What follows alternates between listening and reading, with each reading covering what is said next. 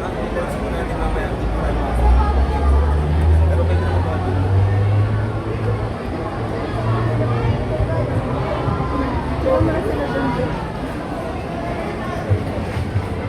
Hello.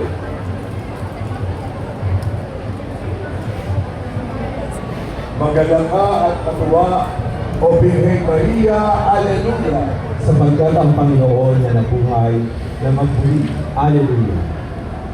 manalangin tayo. Panginoong Diyos, nais mo na sa muling pagkabuhay ng iyong anak na si Jesus ay handa ng galak ang sangkatauhan. Hinihiling namin na sa pamamagitan ng mahal ni Birhen Maria ay mapagdala namin ang ligaya ng buhay na walang hanggan.